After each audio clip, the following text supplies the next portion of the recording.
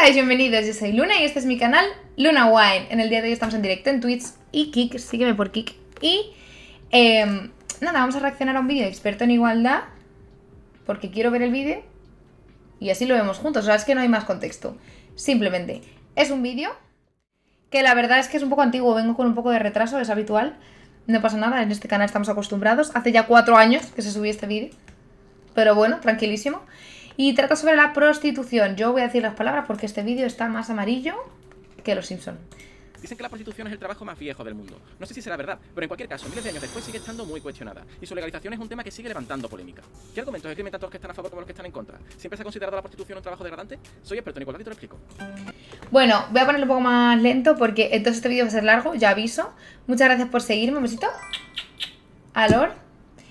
A mí me interesa este vídeo porque pone historia de la prostitución, cosa que puede ser interesante, pero sobre todo posturas a favor y en contra. Y pues me gustaría ver como el resumen que ha hecho experto en igualdad de este tema.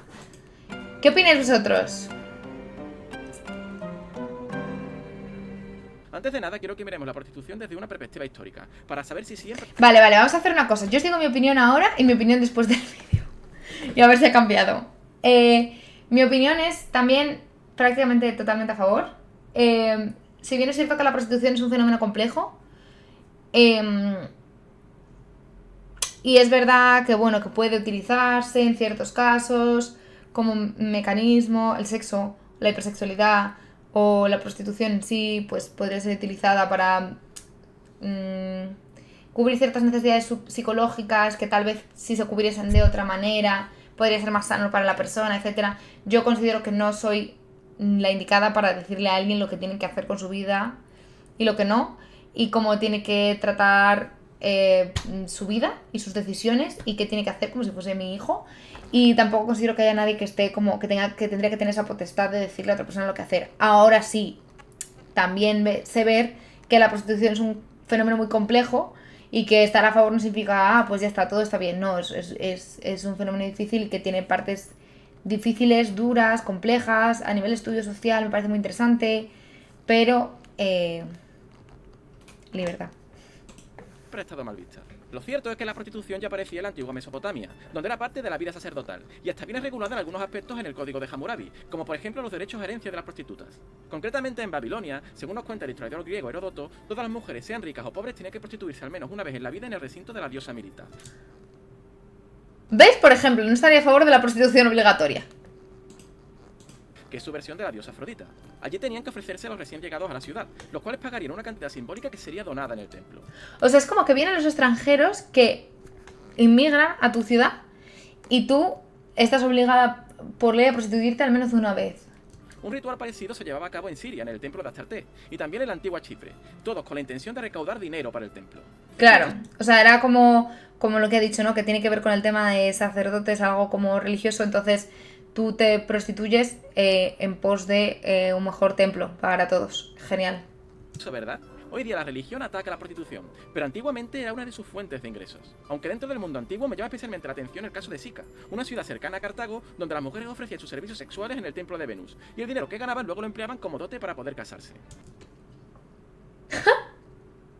A ver, guay que sea en el templo de Venus, me parece muy épico.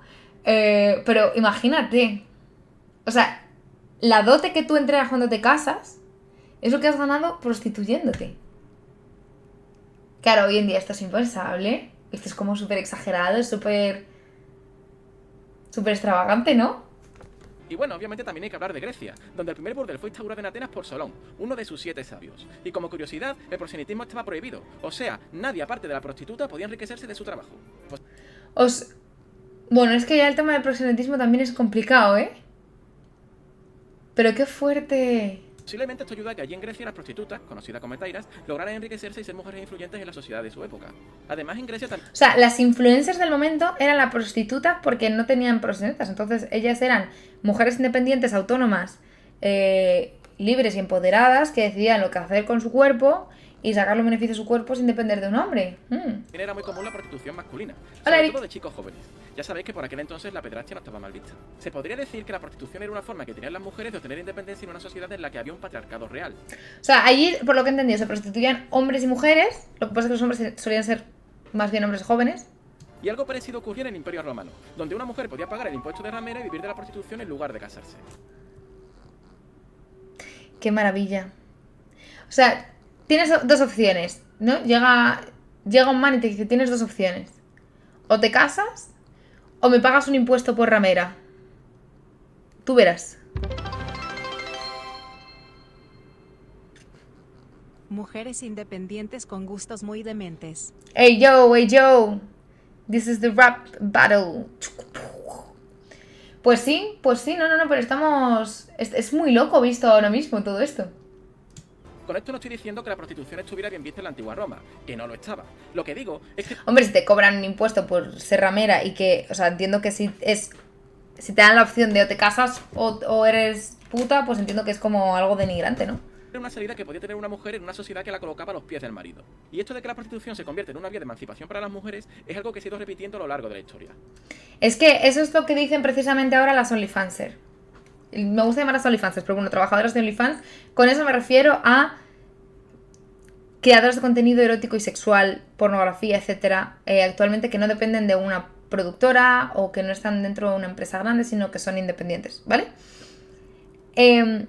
Y de hecho el otro día comentábamos aquí en directo una imagen que salió una chica diciendo que, bueno, que ella había dejado de depender de un hombre y ya por fin se podía dedicar a OnlyFans y ya está. Entonces las mujeres ya dejaban de depender de un hombre y que eso le dolía mucho a los hombres y por eso estaban en contra del OnlyFans, porque querían que las mujeres fuesen sumisas a ellos. Y contestaba otra persona y decía, sí, has pasado de depender de un hombre a ahora depender de 20. Y entonces analizábamos como la diferencia entre la dependencia en la pareja o no, económica de una persona, de varias, hasta qué punto tener un negocio es ser dependiente de tus clientes. Fue una charla interesante. Pero precisamente este mismo debate se tiene hoy en día. Hasta qué punto el trabajo sexual te hace independiente o te condena al sistema o todas esas cosas. Y es, al fin y al cabo, es una vía que tienen las mujeres para enriquecerse brutalmente. Ya hemos visto casos, no siempre obviamente, y de hecho son casos excepcionales, pero hemos visto casos de Bella Thorne abriéndose un OnlyFans y en unas horas haciendo $1 millón. En unas horas. Entonces, sí es una vía muy, muy potente. No es tan épica como lo venden en general el trabajo sexual, de decir, me levanto un día y soy millonaria, pero sí que es verdad que es una oportunidad muy grande, sobre todo para mujeres y para hombres gays. La verdad. Se me viene, por ejemplo, a la cabeza el célebre Moulin Rouge, donde las prostitutas se codeaban con artistas y aristócratas y que fue inmortalizado por Toulouse-Lautrec. Incluso Virginia Despentes, autora de la teoría King Kong, uno de los libros más influyentes del feminismo actual, reconoció haber ejercido la prostitución y haberla encontrado empoderante. Y según cuenta es lo mismo que le transmitían sus compañeras de profesión, mujeres fuertes y luchadoras, muy alejadas del arquetipo de víctimas con el que se dibuja la prostituta desde algunos sectores. Yo he conocido trabajadoras sexuales de distintos tipos y tienen como esa forma de ver el mundo, de no dependo de nadie. Aquí yo me llevo y manejo como me da la gana, hago así, asá, yo decido dónde, cómo, hasta cuándo y ya está. En plan, como muy... Sí, esa sensación de mujer como muy fuerte, muy... Fuerte, voy a decirlo así, soy fuerte. Pero entonces, ¿por qué está tan mal vista la prostitución? ¿Por qué ha sido condenada al ostracismo tanto por sectores conservadores como progresistas? Que eso es curioso, es igualmente criticada por conservadores y progresistas. Y me voy a callar porque llevamos 2 minutos de vídeo y no me callo. Modelo Por parte de los prohibicionista. sectores conservadores, el principal argumento parte de la visión de la propia Iglesia, que ve el sexo fuera del matrimonio como algo impúdico. Por ejemplo, la Biblia, en la primera carta a los Corintios de San Pablo, señala que los fornicadores y los adúlteros están condenados. También lo están los homosexuales y los afeminados, pero ese es otro tema. A lo que vamos es que por eso se considera que la actividad de la prostituta es obscena y debe de prohibirse, penalizando a la prostituta y al proxeneta, y a veces también al cliente. Este modelo... Creo que el modelo conservador prohibicionista no está tan ligado a la Iglesia, o sea, en ciertos sectores religiosos sí, pero creo que es más de los valores alrededor de la Iglesia, de la religión cristiana y demás, que no tanto, o sea, puede haber mucha gente conservadora que esté en contra de los valores de la prostitución y que no sean directamente religiosos, sino por una herencia cultural de los valores que ha traído la religión cristiana a nuestra sociedad. Tú puedes entender que el sexo fuera del matrimonio es algo guay, digamos, o que al menos no es pecado, en plan puede estar bien, puede estar mal, pero no es pecado porque tú no tienes una visión religiosa y sin embargo sí arrastrar valores como lo deseosa que es la virginidad, el sexo como algo enfocado más en la exclusividad, etcétera, todo eso, y no tener vinculación directamente con lo religioso, sino ser algo más de valores culturales que nacen de la religión, pero no tienen por qué estar 100% ligados a ella. Se conoce como prohibicionista. Es el que se lleva a cabo en países como Sudáfrica, Rusia o Israel. Y sus detractores no lo consideran apropiado porque, según dicen, no acaba con la prostitución, pero sí aboca a las prostitutas a la clandestinidad, empeorando su situación. En cuanto a los sectores progresistas que están en contra de la prostitución, han ido cambiando su perspectiva debido a la fuerte influencia del feminismo y al concepto del patriarcado, que a grosso modo es la idea de que toda mujer es una oprimida por el mero hecho de serlo y el hombre su opresor. Me hubiese gustado que profundizase más en ese punto. Partiendo de este dogma surge el abolicionismo, que es lo que voy a analizar más a fondo en este vídeo. El abolicionismo considera, por tanto, que toda Díselo, persona Rey. es una víctima de un sistema que la ha llevado a prostituirse, y que los únicos criminales serían el cliente, y en caso de haberlo, también el proxeneta. Vale. Sobre esta visión en la que toda persona que se prostituye ha sido llevada a prostituirse, hay mucho dilema. Y esto me pasa cuando subo un TikTok hablando de Ancar, me dicen, no, pero es que no puedes ser completamente libre porque siempre te va a influir el resto de personas. Obviamente somos seres sociales y nos influye el entorno, nos influye nuestro pasado, nos influyen nuestras expectativas de futuro. O sea, no somos inteligencias artificiales frías, sin sentimientos y... Bueno, eso habría que negociar y hablar, sí. Pero bueno, eso es otro debate para otro vídeo. La cosa es que sí, nos influye el exterior, nos influye nuestro yo del pasado y nos influye nuestro yo del futuro, nuestro yo del presente, el contexto entero. O sea, sí, eso pasa, ¿vale? ¿Hasta qué punto tú eres víctima o no? O sea, esto es un poco materialista, ¿no? En plan, es que las condiciones me han llevado a ello.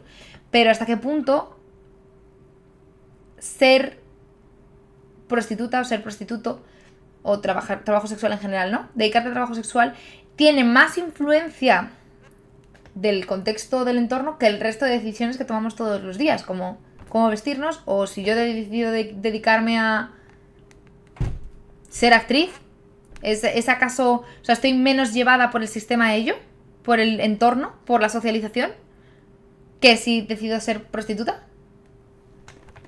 ¿Hasta qué punto? O sea, si tú dices que la decisión de dedicarse al trabajo sexual es algo que te ha llevado contra tu voluntad, o sea, tú no tienes capacidad de decisión sobre ello porque es algo que el entorno y tu vida y tus condiciones te han llevado a ello, es que todas las decisiones estarían marcadas por ello. Por lo tanto, no veo la necesidad de ponerle una connotación negativa en concreto al trabajo sexual. Me parece algo como prejuicioso. Esto plantea una situación tan extraña como que si una prostituta está haciendo la calle y un hombre se para a contratar sus servicios, se supone que el crimen lo está cometiendo él, y por tanto, es a él a quien van a multar o incluso a meterlo en la cárcel. No entiendo por qué castigan a los clientes de prostitución. O sea, no entiendo dónde está la conducta criminal en un cliente de prostitución. ¿Os imagináis que se aplicase ese principio al resto de delitos? ¿Que se detuviese al que compra la droga pero no al que la vende? Tendría exactamente la misma lógica. Muy buen ejemplo. Yo no lo entiendo. O sea, es como si ahora pusiesen multas por consumir pornografía.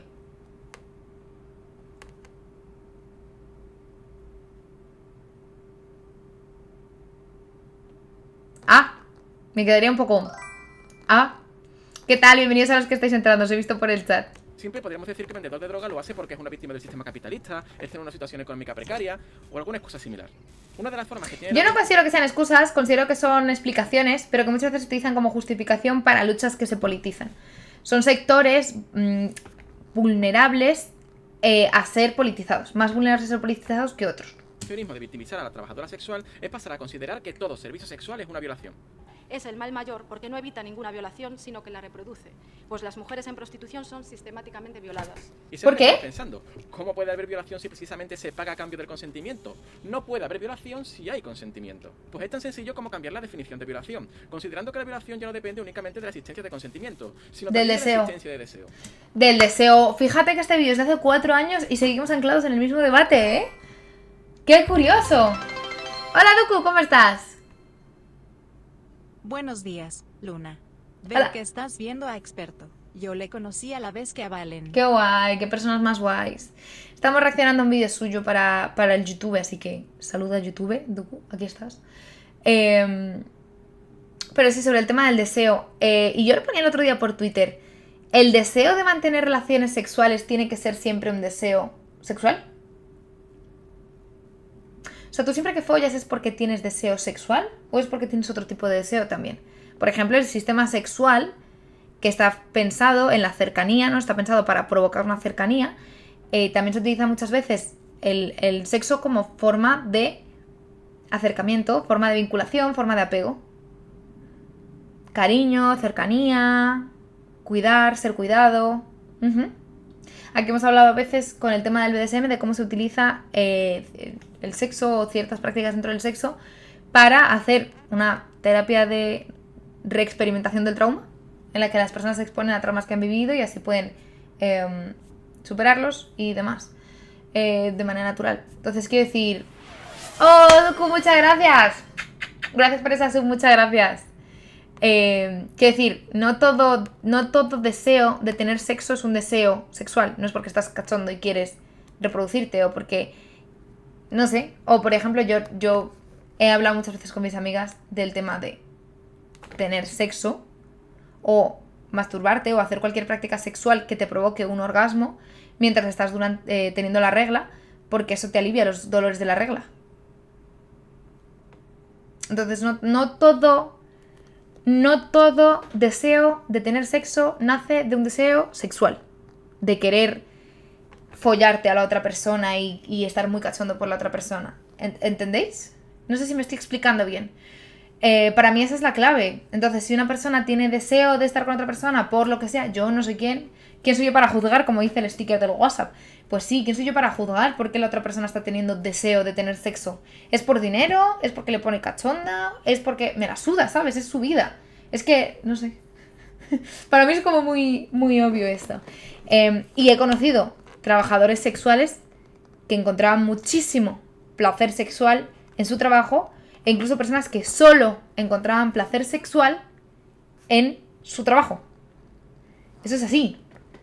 Yo he conocido gente que era súper exhibicionista y le encantaba ser actriz, actor porno, porque les encantaba exhibirse, les daba muchísimo placer sexual. Entonces disfrutaban de su sexualidad así.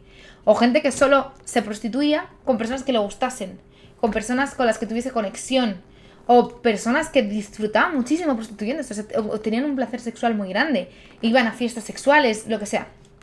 Entiendo que este no es como todo el caso, todos los casos, cada caso tendrá sus matices. Pero hay personas que disfrutan de eso, y disfrutan mucho. Y hay personas que igualmente disfrutan de ser clientes de eso. Les produce placer sexual ser clientes de ello. Y aquí hablaríamos de las relaciones de dominación-sumisión. Os dejo vídeos en las etiquetas de aquí arribita, del simbolito donde te salen más vídeos, porque hablo de estas cosas a veces y yo creo que os molaría. Esto es una majadería. Por un lado, porque uno no puede estar seguro jamás de si la otra persona realmente siente deseo. Solo puede saber si está consintiendo o no. Con lo cual se podría considerar violación prácticamente cualquier tipo de acto sexual. Os pongo un ejemplo que todos vais a entender. Imaginaros un chico que tiene relaciones con su pareja. Acaba eyaculando y tras hacerlo se le baja la libido. Si por él fuera, sería darse una ducha y luego a la camita. Pero su chica, que uno ha terminado, le pide sexo oral. Si este chico accede por hacerle un favor y no porque lo desee, según las abolicionistas acaba de ser violado por su pareja. ¿Entendéis ya por qué tiene que ser el consentimiento y no el deseo lo que determine que estamos ante una violación? Es que además el tema del deseo, que, o sea, yo entiendo que se puede tener deseo, o sea, se puede interpretar el deseo de la otra persona. Siempre hay una probabilidad de error cuando interpretamos la interacción de la otra persona. Pero incluso se puede entrenar el entender el lenguaje no verbal de la otra persona, todas esas cosas. Pero claro, complicado, bastante complicado decir, ¿tú me deseas? Sí, sí, cariño, yo te deseo, pero yo no puedo saber si tú me deseas. Los abolicionistas insisten en que no consideran que el sexo sea algo pecaminoso o impúdico, sino que sus razones para combatir esta industria se basan en la idea de que mercantiliza a la mujer y la convierte en poco menos que un objeto. Y sin embargo, hay mucha rama en, vamos a llamarlo el progresismo en general, que aboga por la hipersexualización, por el disfrute de la sexualidad, por el sacar el sexo de simplemente la penetración, por sacar la sexualidad del cuarto, sino sacarlo en abierto y disfrutar plenamente de ello y no shaming, no avergonzar a la gente por su sexualidad. Pero si hay dinero por medio, fucking capitalism, ¿sabes? Una cosa.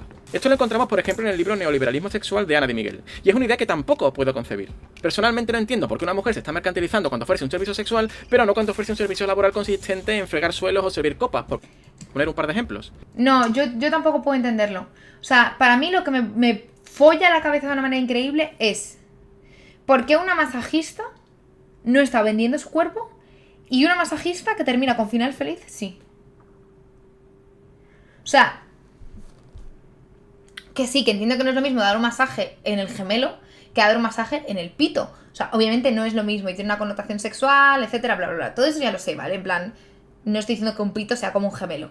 No estoy comparándolo porque tiene una connotación social muy fuerte y todo eso. Pero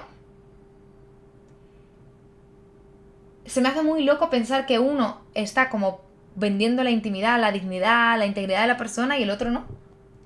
Cualquier trabajo, cualquier actividad que llevemos a cabo y por la que se nos paga, la hacemos con nuestro cuerpo. Sin embargo, solo se utiliza la expresión "estás vendiendo tu cuerpo" cuando se trata de servicios sexuales. ¿Por qué? ¿Es que el tipo que está subido a un andamio no está empleando su cuerpo igualmente? De hecho, No. se juega la vida. No. Realizar un servicio Tremendo clip. sexual no supone ni vender ni alquilar el cuerpo. La persona que adquiere ese servicio no puede disponer de ese cuerpo como le plazca, sino limitándose a aquellos actos que han pactado mutuamente mediante un contrato. Es que entender la prostitución como la venta del cuerpo de una persona o el alquiler del cuerpo de una persona, eres tú quien está mercantilizando a esa persona en un sentido de convertirla en mercancía. Convertirla en objeto de intercambio. Y dejar el sujeto de lado. Porque la prostitución es un servicio. Tercer sector. Perdón, me ha hecho gracia. Es un servicio, no es una compraventa. Eres tú el que está entendiéndolo como un objeto que se compra. Exactamente A la persona, por cierto. igual que con cualquier otro trabajo. La falta de coherencia teórica de la postura abolicionista me lleva a pensar que en el fondo lo que subyace es el viejo puritanismo de toda la vida, el cual no solo considera impúdica a la mujer prostituida, sino que busca avergonzar al hombre por querer satisfacer su deseo. Esto por A ver, dice Kais, técnicamente todos nos prostituimos en nuestros trabajos. Voy a contestar a este punto lo que yo pienso, porque se ha repetido varias veces y no lo he contestado. Obviamente todos empleamos nuestro cuerpo para nuestro trabajo, pero no es lo mismo, como decía antes, un gemelo que un pito, entonces no es lo mismo trabajar en sexualidad que no trabajar en sexualidad. O sea, trabajar en sexo que no trabajar en sexo. No es lo mismo, no te expones igual, ¿vale? Hay una parte de intimidad, una parte de sexo, una parte interna, un sistema completo sexual tuyo que tú no expones en tu trabajo cuando tú vas a trabajar una puta imprenta. Dios, perdón, que hoy estoy un poco cansada. No expones tu lado sexual, a no ser que imprimas fotos de tu culo, no lo haces. Entonces yo entiendo que sí, que es una dimensión íntima, es una dimensión muy delicada, es una dimensión que además socialmente tiene unas connotaciones X. Entonces no es lo mismo dedicarte al trabajo sexual que no, por ese factor. Ahora, considerar que en uno estás vendiendo tu cuerpo y en el otro no lo entiendo. No lo entiendo. Porque con respecto al cuerpo, sí, en ambos se utiliza el cuerpo. Para mí la diferencia está en el sistema sexual, en que tú estás trabajando lo sexual. O sea, no es lo mismo hacer eso, masaje en el gemelo que masaje en el pito. Sin embargo, ambos pueden hacer desde el consentimiento, ambos pueden realizarse desde el deseo y ambos pueden realizarse desde el deseo de querer dinero. Y no tiene por qué ser algo traumático ni doloroso en el 100% de los casos. Entiendo que haya personas a las que les pueda afectar. Hace un tiempo vi un TikTok de un chico que decía que él veía el trabajo sexual como ser militar. No se hace para todo el mundo, de hecho la mayoría de personas no tienen la cabeza preparada para eso. Pero hay personas que deciden hacerlo voluntariamente, personas que incluso lo disfrutan y se preparan muchísimo para ello porque es lo que desean. Y sin embargo, hay mucha gente para que resulta muy traumático. Porque te expones a situaciones, imágenes, personas, tipo de relación muy complejo. Pues sí. cierto también lo plantea Manolo. obviamente despentes en la teoría King Kong. No obstante, el abolicionismo intenta refrendar su postura con datos que demostrarían que la prostitución lleva inevitablemente a la trata y a la explotación sexual de la mujer. Al mismo tiempo que expone que su método de perseguir al cliente y al proxeneta y ayudar a la prostituta a salir de ese mundo es el más efectivo para ayudar a las mujeres a salir de esa situación. Esto es lo que se ha llevado a cabo en Suecia y se conoce como el modelo nórdico. Lo que pasa es que, como en tantas otras ocasiones, nos están mintiendo. La amplia mayoría de datos que ofrecen las abolicionistas están tergiversados o son directamente falsos. El youtuber y trabajador sexual Ralph Berlich ha hecho un gran trabajo desmintiéndolos en una serie de vídeos que os he dejado en la descripción. Yo por mi parte haría aquí un pequeño resumen de los puntos principales y que más han trascendido los medios, pero si queréis ahondar en el tema, en sus vídeos tenéis todo lo que necesitáis. Y vamos a empezar con el bulo más popular, el que hace referencia a la trata. Desde sectores abolicionistas e incluso por parte de políticos y fuerzas del orden, se asegura que la amplia mayoría de las prostitutas están controladas por mafias que las tienen explotadas. De hecho, pausa, he conocido personas que tal vez tenían posiciones como un poco más abolicionistas y al trabajar con personas en situación de prostitución, es que no sé por qué se llama situación de prostitución, personas que se prostituyen, es que XD, se han dado cuenta de que a pesar de ofrecer muchísimas alternativas, a pesar de ofrecer ayuda a esas personas, no la quieren. En muchos casos no la quieren. Y lo decían como un poco flipando cuando contaban esto. Dicen, es que, claro, les ofrecemos trabajo, tal, no sé qué, pero dicen, es que yo no voy a trabajar 40 horas a la semana porque lo que tú te haces en un mes, yo me lo hago en 3 días. Entonces a mí no me merece la pena. Y claro, como que les explotaba la cabeza que no, que a pesar de que les ofrecían un trabajo más estable y más digno, no lo querían. Y es como, que a lo mejor no lo quieren, ya está, sin más. Y tú pues, es un fenómeno interesante, puedes analizar el porqué y como con más profundidad, pero a nivel general es así, es ya está. ¿Qué quiere esta persona? ¿Esta persona quiere esto? Pues es que ya está. ¿Cuánto? ¿Cuánto? ¿Cuánto? 80. El 80% de las mujeres que ejercen la prostitución lo hacen obligadas. Bueno, yo he visto datos, lo de la trata, cada vez es un dato diferente. Antes de nada, tenemos que entender en qué consiste la trata con fines de explotación sexual. Y para eso, nada mejor que utilizar la definición internacional instituida en el Protocolo de Palermo en el año 2000, que dice lo siguiente. Por trata de personas se entenderá la captación, el transporte, el traslado, la acogida o la recepción de personas, recurriendo a la amenaza o al uso de la fuerza u otras formas de... Trata de personas, captación, transporte, traslado, acogidas o recepción de personas, recurriendo a la amenaza o al uso de la fuerza u otras formas de coacción, rapto, fraude, engaño, abuso de poder o situación de vulnerabilidad, concesión, recepción de pagos o beneficios para obtener el consentimiento de una persona que tenga autoridad sobre otra con fines de explotación. Como mínimo, explotación de prostitución ajena u otras formas de explotación sexual, trabajo, servicios forzados, esclavitud y prácticas análogas. ¿Qué tal, Astur? Coacción, al rapto, al fraude, al engaño, al abuso de poder o a una situación de vulnerabilidad. Estoy de acuerdo. ¿Podría definir así trata? Sí. Sí, y estoy de acuerdo con que esto está mal. O sea, está mal amenazar, utilizar la fuerza o coaccionar, raptar, defraudar, engañar, abusar con tu poder o aprovecharte de una situación de vulnerabilidad para prostituir a alguien contra su voluntad, para... ¿qué me vas a poner? Esclavizar a alguien, o sea, sí. Todo eso está muy feo. O a la concesión o la recepción de pagos Concuerdo. o beneficios para obtener el consentimiento de una persona que tenga autoridad sobre otras con fines de explotación. Y quiero subrayar la parte que hace referencia al engaño y el abuso de una situación de vulnerabilidad, porque la inmensa mayoría de la trata dista mucho de la imagen que nos suele vender en las películas, de la chica secuestrada y atada a una cama donde es violada sin parar por montones de hombres. En realidad Yo esta peli la he visto. Creo. difícilmente un cliente va a querer tener sexo con una chica en ese estado. La mayoría de los hombres, si entramos en una habitación para tener sexo y nos encontramos una chica atada y llorando, lo que haríamos sería salir por patas de allí, aparte de obviamente denunciar. Las mafias de trata funcionan de otra manera. En la mayoría de los casos se aprovechan de la necesidad económica de mujeres en situación de precariedad para prometerles una vida mejor en otros países. Allí no van Sí. Sí. a conocer a nadie y por tanto van a estar a merced del proxeneta, el cual las hará trabajar mediante amenazas físicas a ella o a su familia o mediante el engaño. Hay víctimas de trata que voluntariamente van a otros países. Y la típica estrategia de lo de la deuda, por cualquier motivo, especialmente cuando te vas a otro país a trabajar y demás, te endeudas y ya tienes que trabajar para ellos y la deuda está hecha para que siempre vaya creciendo y tú nunca puedas pagarla, entonces te quedes trabajando con ellos siempre, sí. A ejercer la prostitución, pero se les engaña cuando se les habla de las condiciones. No se les paga tanto como se les dijo. Se les dice que tienen que pagar una deuda por el viaje y el alojamiento que no hace más que aumentar. E incluso se las va cambiando de ciudad para que nunca confraternicen con los clientes o con la gente de la zona, y así no puedan dejarlo.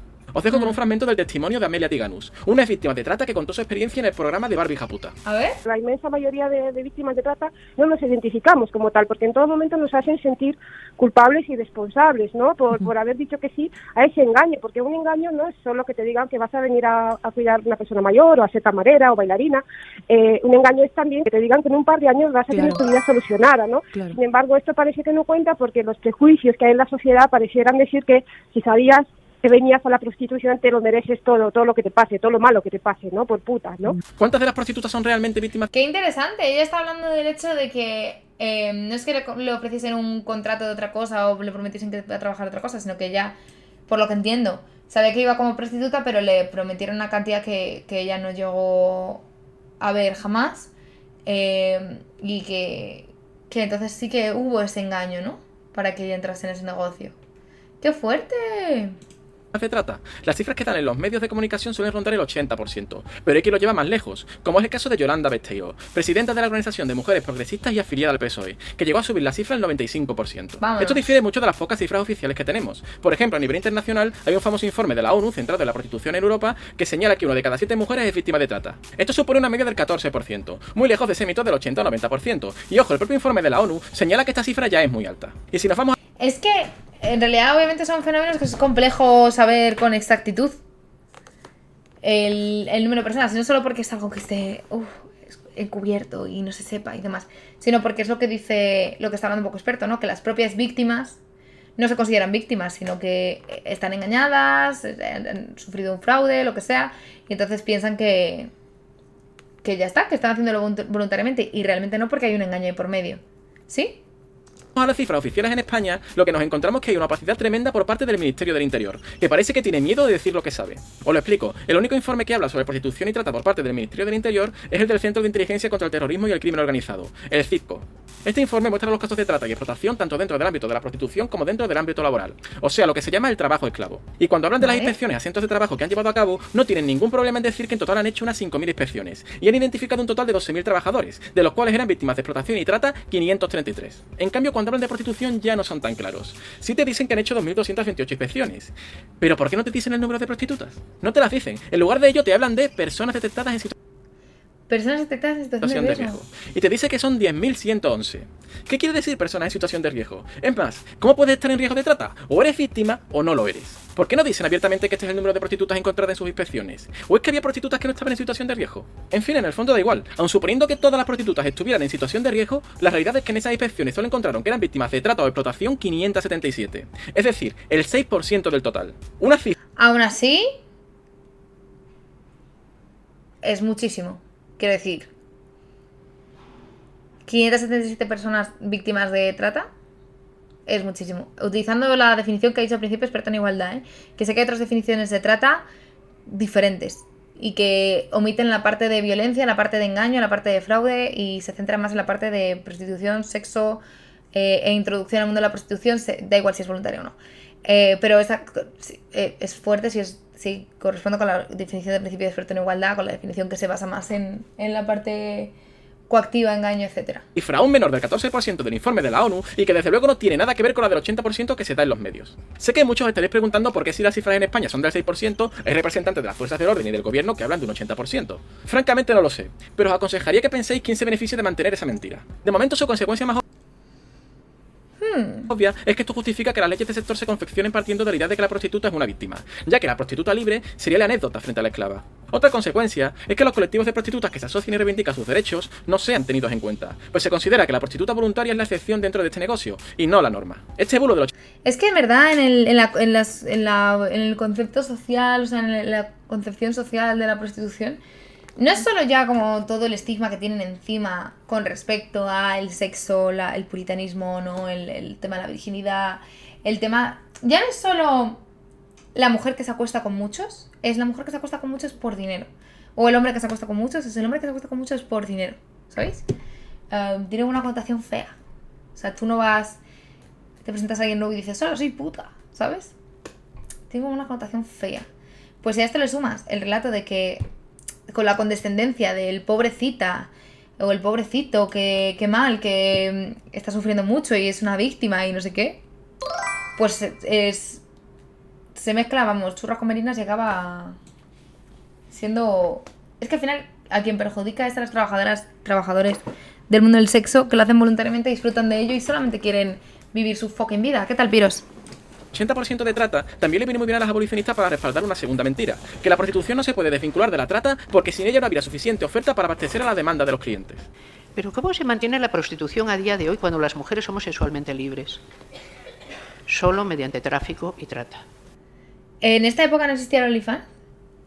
Fue justo, ¿no? El boom del OnlyFans más o menos por ahí, porque ahí se demostró, hubo una entrada de tantos miles y miles de trabajadoras sexuales en el mercado sexual que no habían entrado antes, porque cambiaron las condiciones y demás.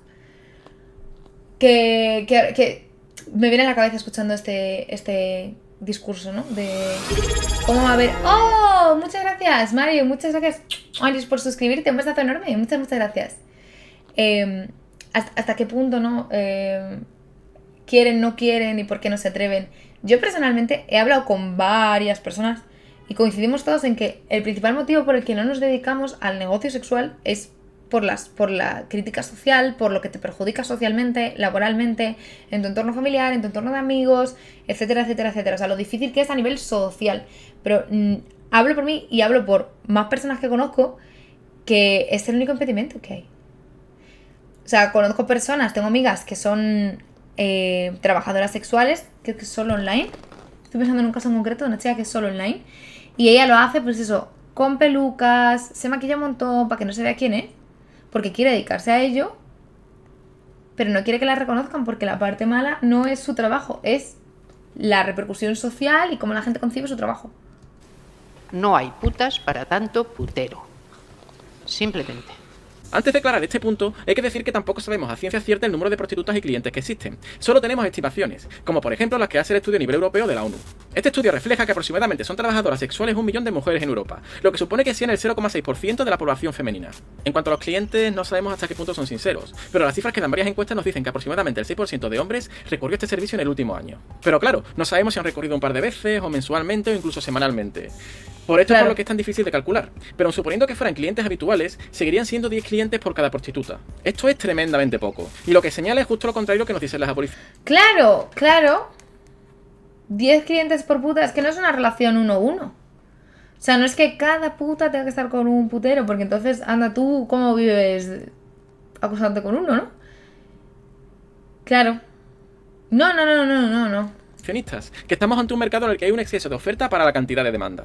Pero más allá de los datos que nos dan las encuestas, la mayor prueba de que la oferta es enorme en relación a la demanda nos la da la microeconomía, la ley de la oferta y la demanda.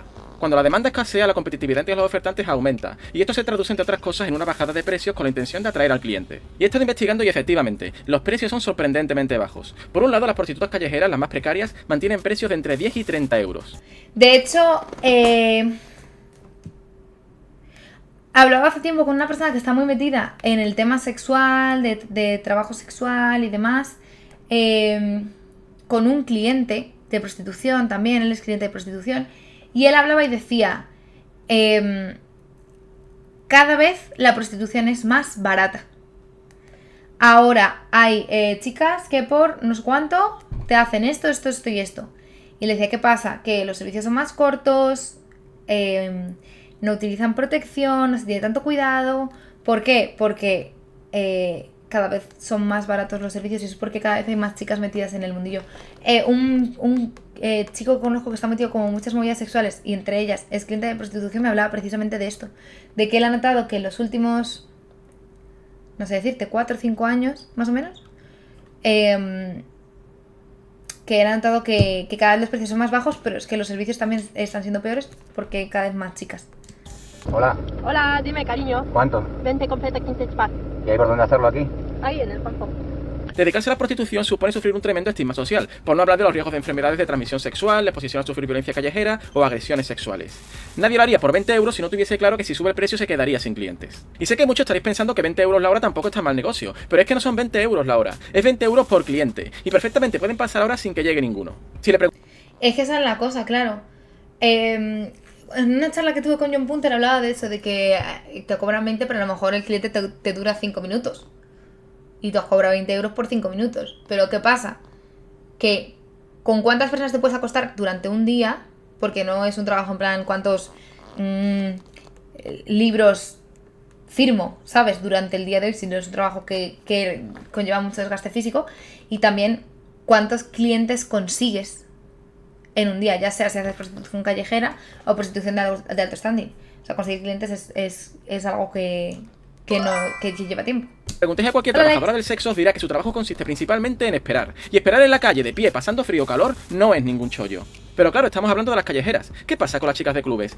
Tío, ¿por qué me lee la mente? Estoy comentando cosas y experto las dice justo después. Estamos conectados. O con las llamadas escorts, las que lo hacen en piso por su cuenta o a domicilio. Pues los precios suben, pero no son ninguna barbaridad. La mayoría rondan los 50 euros la media hora, que se puede disparar a 80 o 100 cuando se trata de la hora completa. Incluso en sitios que se venden como prostitución de lujo con chicas jóvenes y autóctonas en suites relativamente elegantes, rondan esos mismos precios. Y solo se disparan hasta los 200 o 300 euros para servicios muy especiales, que ya incluirían hasta ser atendidos por más de un escort a la vez. Otro argumento empleado por los abolicionistas hace referencia a la salud mental de las trabajadoras sexuales, como por ejemplo vemos en este fragmento de un vídeo de Aime. El 68% reunía los criterios del trastorno de estrés postraumático y era de una severidad equiparable a la de los veteranos de guerra en tratamiento. La prevalencia del estrés postraumático en las prostitutas es mucho mayor que entre los soldados e incluso mucho mayor que entre los veteranos de Afganistán y del Vietnam. Yo no dudo de la veracidad de los datos ahí expuestos, pero hay un problema. En el documento que ella expone está metiendo en el mismo saco a las prostitutas que ejercen en Europa con las que ejercen en África, a la que está en la calle con la que está en un club, a la que lo ejerce libremente. No, a ver, hay diferencias. Hay diferencias obviamente entre países, me imagino, y hay diferencias entre tipos de prostitución, me imagino. En cierta parte me parece como un poco prejuicioso pensar que, porque según lo ha dicho, lo primero que se me ha venido a la cabeza es, claro, las que están en clubes o pisos pues tendrán menos estrés postraumático que las que están en calle. Pero en realidad me parece que eso es completamente prejuicioso. No sé hasta qué punto será algo real o algo basado como en estigma, básicamente. Pero sí. Y la cosa es, si ese estrés postraumático es post-prostitución, pre-prostitución, porque esa persona que está expuesta a... O sea, que ha obtenido un síntomas de estrés postraumático sigue ejerciendo el mismo trabajo. O sea, hay que indagar más, no solamente en plan, es que esto te ofrece tal. A mí me daría curiosidad saber más, la verdad. Con la víctima de trata, como si todos estos factores fueran irrelevantes y lo único que pudiera afectar a la salud mental de alguien fuera el hecho de ejercer la prostitución. ¿Qué ocurre si en lugar de eso lo separamos según el tipo de prostitución que ejercen? Pues eso fue precisamente lo que hizo el Dr. Rosler en la ciudad de Zurich, en Suiza, analizar la salud mental de las prostitutas de la ciudad por grupos. El primer grupo quería referencia a las trabajadoras suizas que lo hacían en la calle. Tío, experto, ya deja de leerme la mente. Ya basta, por favor. Resultaron ser las que sufren mayor violencia y violaciones. El segundo grupo trabaja en burdeles, salones y cabarets y no experimentan mucha violencia por el trabajo sexual en sí. El tercero son mujeres europeas que trabajan en pisos, y parece que son las que menos les afecta este trabajo, en contraposición al cuarto grupo, que es el más pequeño, el 15%, y está conformado por mujeres no europeas, las cuales por cierto son las que tienen más posibilidad de ser víctimas de trata. Estas son a las que más les afecta el trabajo sexual. Las diferencias las tenéis en el gráfico. Mientras que el cuarto grupo muestra unos desórdenes psicológicos tremendos, con un 73% de ellas sufriendo ansiedad y un 47% sufriendo depresión, tenemos un tercer grupo con niveles bajísimos. Por ejemplo, el porcentaje de ellas que sufren depresión es del 9,5%. Me gustaría en estudios causales, tío, que te dijesen, en plan, si es por prostitución, si esos traumas tienen relación con la prostitución, si son previos, si son desarrollados donde, de verdad eso me gustaría. Luego cotillamos a ver si hay alguno. Aunque en el gráfico lo hayan redondeado al 10%. Para que podáis contextualizar mejor estas cifras, os diré que según los datos del Ministerio del Interior, en España sufren depresión el 9,2% de las mujeres. O sea, prácticamente la misma cantidad. Y de hecho, las mujeres españolas que sufren ansiedad es de un 9,1%. O sea, 4 veces más que las prostitutas de este grupo. En cuanto a los otros dos grupos, sí muestran unos niveles más altos de estrés y ansiedad que la mujer promedio. Y más cercanos a los que serían otras profesiones estresantes. Porque no nos engañemos, ser prostituta nunca ha sido un trabajo fácil. Pero aún así parece obvio que lo que más daña a la prostituta no es el hecho de ejercer la prostitución, sino cómo se ejerce. Pese a todo esto, los abolicionistas, con McKinnon a la cabeza, han conseguido que sus ideas hayan calado en Suecia, donde desde hace décadas se castiga con multas e incluso prisión al cliente reincidente o a la proxeneta, al mismo tiempo que se le ofrecen ayudas a la prostituta para salir de ese mundo. No obstante, los resultados del modelo sueco dejan bastante que desear. Es cierto que disminuyó la prostitución cuando se implantó, al menos la callejera, pero según indican los informes del propio gobierno, poco a poco se ha ido recuperando. No hay que olvidar que las mujeres que se dedican a ello lo hacen por necesidad, y la necesidad no desaparece a golpe de prohibiciones. No creo que las que se dediquen a ello lo hagan por necesidad exclusivamente. Lo que sí ha ocurrido es que con los años el mercado se ha ido desplazando. O sea, me parece muy reduccionista.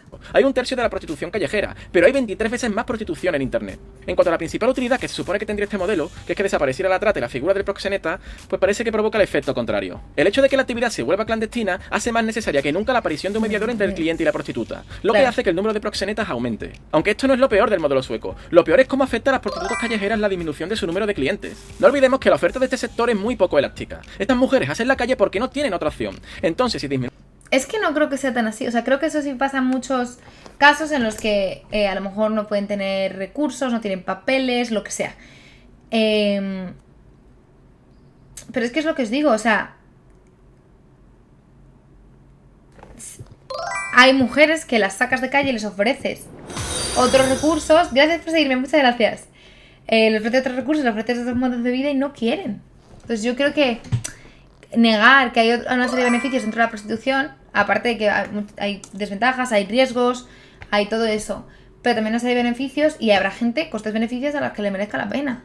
Disminuye su número de clientes, no les quede otra que bajar los precios y trabajar más horas y durante más años para conseguir el mismo resultado. Es decir, se precariza aún más a las más precarias. Esto lo desarrolla Emi Koyama, una famosa activista, en un artículo que os dejo también en la descripción. Las abolicionistas niegan esto. ¿Crees que Internet ha ayudado o perjudicado a las prostitutas? Había mucho drama con el hecho del tema esto de OnlyFans y digamos, prostitución online independiente, por si iba a quitarle negocio a las prostitutas presenciales, no virtuales. Yo creo que son dos servicios diferentes, yo creo que llaman a clientes diferentes, yo creo que eso es así, aunque sí que creo que hay un sector que es en común, pero creo que hay clientes que solo les gusta presencial o clientes que solo les gusta online, ¿sabéis? Ayudar o perjudicar. A ver, yo creo que en parte les ha ayudado el tema de poder promocionarse a través de internet, aunque ahora, como están las leyes, XD. Pero la ayuda, como cualquier negocio, ha ayudado a internet para tener más visibilidad y abrirte a nuevos sectores, abrirte a que te conozca más gente. Pero en parte también entiendo que es mucha exposición de la privacidad. Que una prostituta que ejerce de manera presencial lo hace y ya está. Y ha pasado, no hay nada más. Y una prostituta que ofrece servicios online, eso permanece ahí. Ese contenido queda ahí, su cara queda asociada a ello, etcétera, etcétera, etcétera. Afirmando que este modelo ofrece alternativas que permitan a las mujeres salir de esa situación. ¿Pero son realmente apropiadas esas ayudas? Según el informe llevado a cabo por la socióloga Daniela Dan investigando esos centros de ayuda a la prostitución en Estocolmo y entrevistando a las prostitutas que acuden a ellos, se ha encontrado con que ni siquiera ofrecen ayudas económicas directas, sino que solo les informan sobre cómo conseguir las ayudas que se ofrecen a las personas en situación de exclusión social, por lo que muchas veces no cumplen los requisitos para poder obtenerlas. Por lo demás, los centros son tremendamente patologizantes. Parten del supuesto de que toda prostituta es una víctima de violencia contra la mujer, y las someten a terapias donde dan por hecho, por ejemplo, que han sufrido abusos sexuales en la infancia, aunque las mismas prostitutas les indiquen que no ha sido así.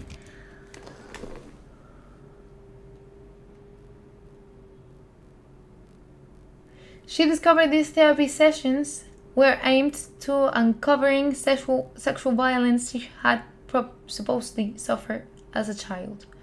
According to Ayun Mosquito. The vision, but she had suffered no sexual violence whatsoever. I felt very confused. I started to doubt what I knew. In the end, I left therapy. Es que te imaginas que te intenten convencer de que has vivido algo que no has vivido o que...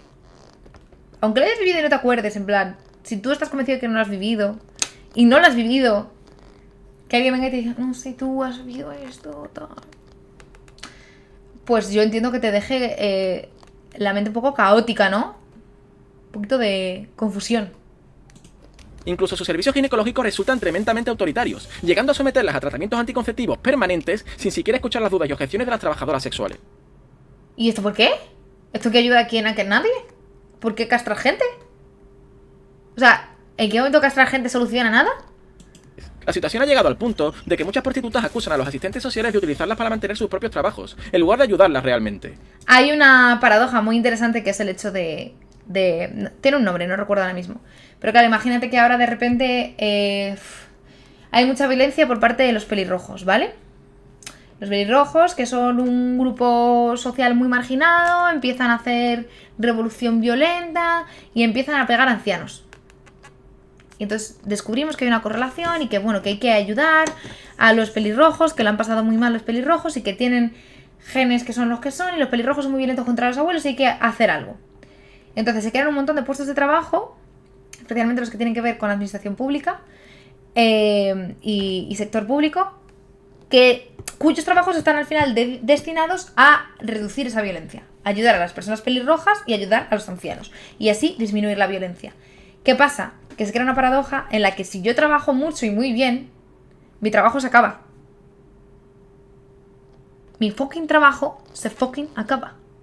Si yo reduzco por completo toda la violencia de los pelirrojos a los ancianos y todos somos felices y nos abrazamos y nos damos besitos, mi trabajo se acaba. Entonces, en el fondo, mis incentivos, mis motivaciones, mis intereses van en la línea de que esta violencia no se acabe. Porque yo quiero seguir trabajando mucho tiempo.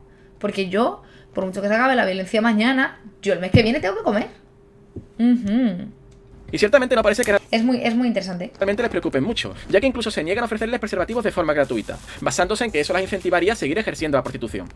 O sea, mejor castrar gente que dar condones. Perfecto. En definitivas cuentas, el modelo nórdico tiene más sombras que luces. Da la impresión de que la prostitución disminuye porque se hace menos visible en las calles, pero dificulta la situación de las que siguen inmersas en él. No se les ofrece alternativas reales, y encima no tenemos pruebas de que realmente disminuya el tamaño de esta industria. Que las abolicionistas lo muestren como la panacea me lleva a pensar que realmente les importan muy poco las prostitutas, sobre todo teniendo en cuenta el poco interés que tienen en escuchar a las que se mantienen en activo. En España, por ejemplo, es común entre las abolicionistas tachar a los sindicatos y organizaciones de prostitutas de trabajar para los intereses de los proxenetas y mafias. Pese a que una de las reivindicaciones constantes de estas asociaciones es precisamente combatir la explotación sexual y velar para que la trabajadora pueda realizar su trabajo de manera autónoma.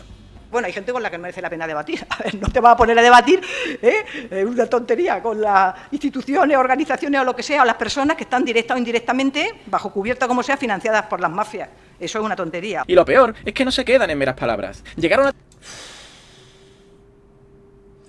No sé, el clip está un poco recortado, en plan sacado de contexto. Bueno, no sé si está sacado de contexto, pero está sacado del vídeo, dura muy pocos segundos. Tratar de expulsar a las asociaciones de prostitutas de marchas como la del 8M, cuando precisamente son uno de los colectivos de mujeres más precarios. Y la excusa es la de siempre, tachar a las propias prostitutas de velar por los intereses de los proxenetas. Por eso nosotras, las abolicionistas de Cataluña, en concreto aquí en Barcelona, pedimos a todas las asambleas territoriales que detecten que hay presencia de cualquier representante de los intereses de la industria del sexo, que lo denuncien, que exijan que se disuelvan las asambleas que están infiltradas por los intereses del lobby putero, que se disuelvan. Y sobre todo hacemos un llamado al 8M estatal. El 8M estatal tiene este fin de semana un encuentro en Valencia en el que sabemos que hay una representante del sindicato ilegalizado de la prostitución invitada en una mesa como ponente. Nos parece intolerable. Este es solo uno de los... No lo entiendo. No sé, no... Sinceramente lo digo, no lo entiendo.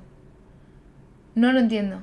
O sea, hay una persona que quiere contar su historia y luchar por sus intereses y de las personas que trabajan de lo mismo que ella. Y tú, en tu momento más sororo, le dices: cállate, siéntate y no abras la puta boca. Y no lo entiendo. No lo entiendo.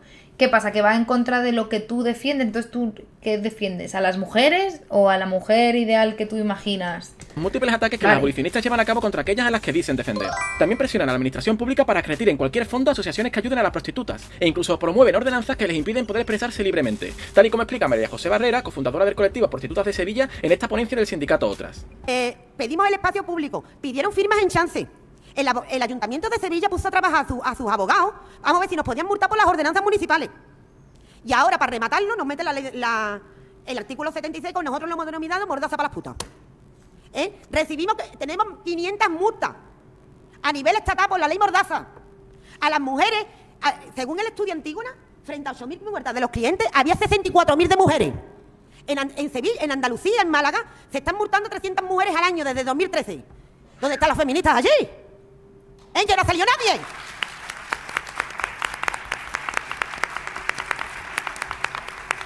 Porque no conviene, porque el análisis estructural hace que tú tengas que crear una nueva mujer para poder salir del constructo en el que vivimos, del patriarcado en el que vivimos. Y si tú no te adaptas a lo que ellas consideran, no es lo que ellas consideran, sino al concepto de mujer que supera lo patriarcal, que sale del constructo, que está lavada de esa parte social que la ha contaminado, eres el enemigo. Porque tú haces que se mantenga el patriarcado, tú haces que se mantenga ese constructo social. Entonces eres el enemigo. Eres el enemigo porque tú estás entrando en el juego. No es por las mujeres, es por el concepto de la nueva mujer. Es así, o sea, lo llaman las mujeres para conseguir atractivo, ¿no? Para que sea atractivo y para que la gente se una, pero no están luchando por las mujeres. Están luchando por implementar un nuevo modelo de mujer. No es las mujeres libres y hacen lo que quieren y vuelven solas y borrachas a casa y ya está. Y luchamos por la seguridad de las mujeres y por... No, es que queremos que las mujeres sean seguras para que las mujeres se laven de ese lado social y entonces todas las mujeres tienen que ser así. Porque si no son así y ejercen su libertad y en su libertad quieren ser amas de casa, nos perjudican al resto de mujeres. Porque mantienen una estructura social compleja. Una visión un poco dicotómica y un poco...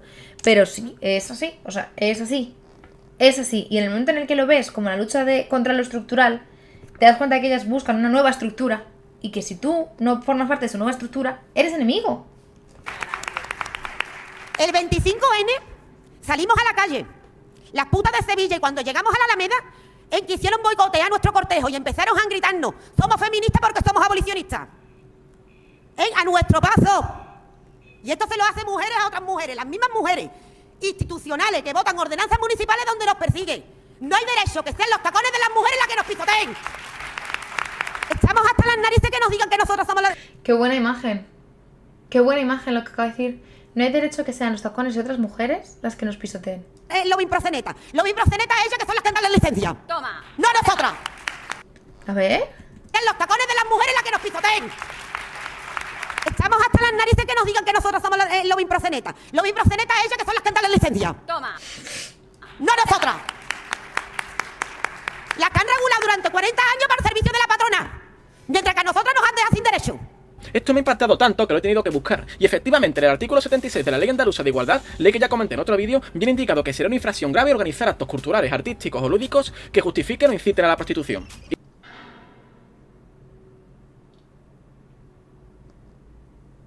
Claro, es que esto es muy... Es muy límite, ¿no? Un poco ambiguo. ¿Hasta qué punto, si yo hablo y explico lo que es la prostitución, estoy incitando a ella?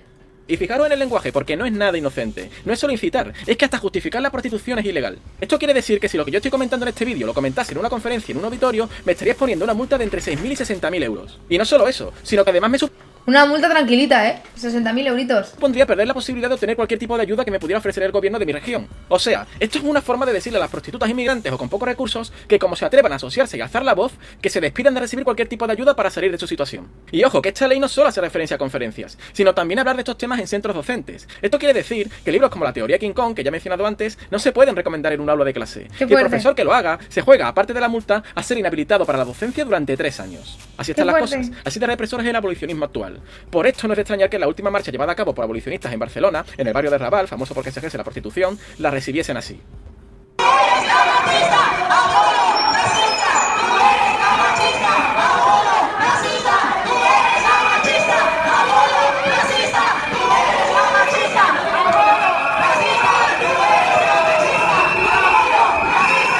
Y creo que con esto ya he hablado suficiente del abolicionismo. Me está quedando largo el vídeo, pero no quiero cerrarlo sin hablar, aunque solo sea un... Más me está quedando a mí, experto, que llevo una horita de vídeo. Un poquito de las posturas a favor de la prostitución, que sería la postura regulacionista y la despenalizadora o pro derechos. El regulacionismo parte de la idea de que el problema no es la prostitución en sí, sino cómo se ejerce y el estigma que genera la prostituta, planteando como solución que sea el Estado el que decida en qué condiciones se puede llevar a cabo, con la intención no es mi tipo. De normalizarla y convertirla en un trabajo más. Así que como solución, se prohíbe la prostitución en las calles para permitir únicamente llevarla a cabo en clubes de alterne, donde el empresario no cobraría por la prostitución en sí. Es decir, no habría proxenetismo, sino que lo haría por la cama, la estancia y cualquier otro servicio que otorgase a la prostituta o al cliente. Este modelo es el que se ha llevado a cabo en Alemania. ¿Te sería locativa? Y el resultado, pues, no ha sido muy halagüeño. Por un lado, al normalizarse socialmente, oferta y demanda aumentan. Y por otro, los empresarios se aprovechan de las dificultades para obtener las licencias para aglutinar el mercado, imponiendo unas condiciones a las prostitutas que solo pueden ser definidas como explotación sexual, como es pagar 160 euros por habitación al día, más 25 de impuestos. Esto supone que en algunos casos las prostitutas solo empiecen a ganar dinero a partir del 7º cliente, repartiendo los beneficios de los 6 primeros entre el empresario y el Estado. Aparte, la mayoría de las prostitutas ni... Es que eso es lo que no tiene sentido, ¿sabes? Siquiera llegan a regular su situación como trabajadoras, porque son inmigrantes en situación irregular y no pueden hacerlo, con lo cual siguen estando al margen de la ley y desamparadas ante proxenetas y explotadores. Este modelo no es defendido por ninguna asociación de trabajadoras sexuales, y esto que quede bien claro, las prostitutas no abogan por el modelo regulacionista, sino por el despenalizador, que es el que se ha llevado a cabo en Australia y Nueva Zelanda. El modelo pro derechos es el que recoge la ley de reforma de la prostitución en Nueva Zelanda y permite ejercer la prostitución de manera libre a cualquier persona mayor de 18 años, con independencia de que lo haga en la calle o en un burdel. Al mismo tiempo, otorga una serie de derechos a las trabajadoras sexuales de cara a evitar la explotación, la trata o el abuso de clientes. La gran ventaja que tiene este modelo es que permite que, por ejemplo, 4 mujeres decidan por su cuenta y riesgo montar un burdel en su propio piso compartido y ejercer allí la prostitución sin que nadie se lo impida. Es que eso es que me parece lo lógico, tío. Yo lo siento, o sea, yo puedo entender algunas otras posturas, algunos otros puntos, pero para mí es como muy lógico que si, pues eso, como este caso que ha puesto, 4 chicas en su piso quieren ejercer la prostitución. ¿Recordáis lo que vimos antes de que las prostitutas autóctonas que ejercen en pisos son las que menos estrés y ansiedad sufren? Este modelo es el que realmente empodera a la trabajadora frente al empresario y al proxeneta, porque es el que da más libertad para ejercerlo por su cuenta. En un estudio llevado a cabo por la Universidad de Otago, se concluye que el 90% de las trabajadoras sexuales encuestadas consideran que este modelo les ha otorgado más derechos y más poder de negociación frente al cliente y les hace sentir más seguras y protegidas frente a la violencia. ¿Y por qué se sienten más seguras? Qué guay. Pues entre otras cosas porque les es mucho más fácil recurrir a la policía cuando sienten que no van a ser detenidas por su trabajo. Regresando a España, ahora que ya tenemos una visión más global, he de decir que aquí no hay partidos que aboguen por una postura pro derechos. Hay un partido que aboga claramente por el sistema regulacionista, que es Ciudadanos, y otro que aboga por el abolicionismo, como es el PSOE. En Podemos sí que hubo cierto debate interno entre despenalización o abolicionismo, pero creo que no lo tienen muy claro. Así que las asociaciones de trabajadoras sexuales han quedado en tierra de nadie. Es que hace 4 años Podemos existía. Podría contaros más cosas, pero es que este tema no se acaba nunca. Si queréis ahondar más y obtener muchos más datos, ya os lo he dicho. Mirad los vídeos de Mundo Puti o las conferencias que también os he pasado sobre abolicionismo y proderechos. Lo que sí voy a decir, ya a título personal, es que me cabrea tremendamente que mientras que las conferencias abolicionistas se dedican a hablar de la Biblia y de la dignidad del cuerpo de la mujer y a acusar a las asociaciones de prostitutas de trabajar para el lobby proxeneta, es precisamente en las conferencias de asociaciones de prostitutas donde realmente se ataca el lobby proxeneta, donde señala... ¿Quieres que Luna se prostituya por unos bits o stickers? Tíraselo a la cara. No de prostituirá, pero te bailará como monito por unos cacahuetes. Okume, es la forma más rara en la que has pedido donaciones jamás. Pues bueno, pues ya está. Con esa donación terminaríamos el vídeo, ¿no? Ha sido interesante, la verdad ha sido un vídeo de 1 horita. A los que os gustan los podcasts os tiene que haber flipado este vídeo. He dado un poco mi opinión en general. Es verdad que es un tema que me interesa y me gustaría ahondar aún más en profundidad, pero sí que es verdad que es complejo. Hay mucho del contenido que hay alrededor de la prostitución, está muy politizado. Muy politizado. Y como dice aquí Experto, da para muchísimo. Sobre el vídeo de Experto en Igualdad, me ha gustado bastante. Ha reunido datos muy interesantes, los ha ordenado de muy buena manera. Si bien es cierto que me hubiese gustado que estuviese menos cargado de su opinión y fuese un poco más objetivo y demás, porque, como se llama, prostitución, historia y posturas a favor y en contra, me hubiese gustado que fuese como explicando en profundidad cada postura y ya está, pero no tanto como su opinión personal porque se ha marcado mucho, cosa que está guay, es su formato y está bien, pero me hubiese gustado como eso, más un vídeo libre de opinión y como cada uno sacar sus propias conclusiones, pero ha estado muy guay. Y nada, me ha gustado mucho también los ejemplos que ha puesto, las conferencias que ha puesto, las veremos aquí también. Muy interesante, ya habíamos visto en el canal algunos ejemplos de mujeres que ejercen la prostitución y que hablan libremente diciendo cosas muy diferentes al discurso oficial de lo que tendría que decir una puta. Y me parece que 4 años después, habiendo tenido el boom y el bajonazo que ha tenido OnlyFans, todo el negocio online y la de cosas que han pasado con el trabajo sexual online, es muy interesante hablar de estos temas. No me parece que tengan que ser temas censurables, pero por desgracia sí son muy tabú y siguen siendo muy mal vistos socialmente. Y nada, dejadme en los comentarios vosotros qué pensáis y suscribíos para más vídeos así, dejad un like. Nos vemos en la próxima.